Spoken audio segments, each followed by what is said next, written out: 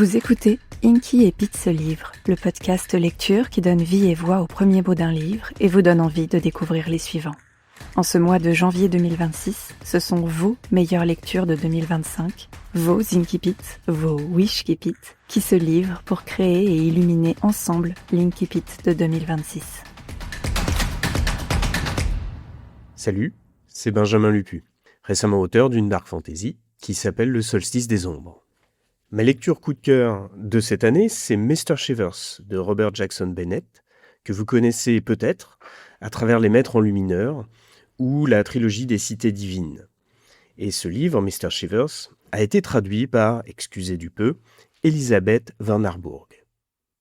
Avec Mr. Shivers, Robert Jackson Bennett s'attaque au hobo. Le hobo, c'est un travailleur sans domicile fixe aux États-Unis qui prend des trains de manière clandestine pendant la Grande Dépression des années 30.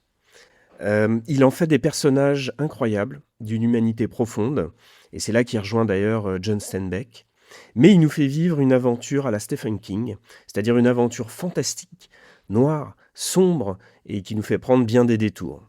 J'ai littéralement adoré cette ambiance, et j'ai adoré aussi découvrir le style de Jackson Bennett à ses débuts, qui reste tout proprement incroyable. C'est réellement un très très grand auteur que je vous invite à découvrir. Place au Wishky Pete. Lorsque le train numéro 19 traversa la limite de l'État du Missouri, le soleil rampait bas dans le ciel et l'après-midi s'effaçait dans le soir. Au cours des derniers miles, tandis que le Tennessee s'éloignait derrière lui, il avait commencé à prendre de la vitesse dans un panache de fumée frénétique, accompagné du halètement répétitif des roues, les champs se transformant en traînées jaunâtres le long de la voie. Une nouvelle bouffée de fumée sombre se déploya à la tête du train pour se replier en recouvrant les wagons comme un vaste manteau noir. Connelly ferma les paupières lorsque la vague de fumée l'atteignit en s'agrippant plus fermement au flanc du wagon à bestiaux. Il ne savait plus vraiment depuis combien de temps il se tenait là. Une demi-heure peut-être, ou encore davantage. Il avait replié un bras autour d'une latte de bois éclatée, en coinçant ses bottes dans les fentes, en dessous. Toutes ses articulations étaient douloureuses. Il plissa les yeux dans les volutes de fumée pour jeter un regard du côté des trois autres hommes. Il s'accrochait aussi, impassible. L'un d'eux est là le plus vieux, lui demandant si ce serait pour bientôt.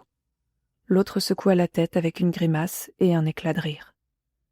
Après une dizaine de miles, Connelly sentit que le train ralentissait, et la campagne commença à prendre forme autour de lui.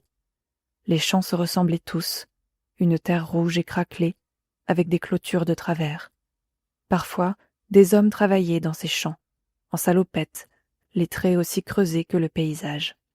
Ils regardaient le furieux élan du train avec un effroi respectueux de gars de la campagne. Quelques-uns leur lançaient des appels, en riant.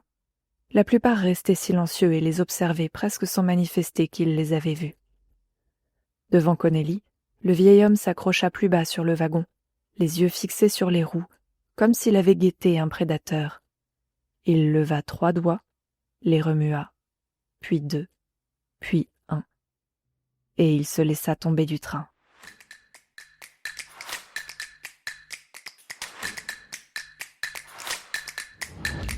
Que peut-on se souhaiter pour l'année qui s'ouvre, cette année 2026 ? Eh bien, un pas de côté merveilleux, comme toujours, que ce soit à travers vos lectures, vos films ou simplement un rassemblement entre amis. Quelque chose qui est un antidote à cette réalité qui s'impose à nous. Je vous souhaite une excellente année et à très bientôt. Et à demain pour découvrir un nouveau Wishky Pete.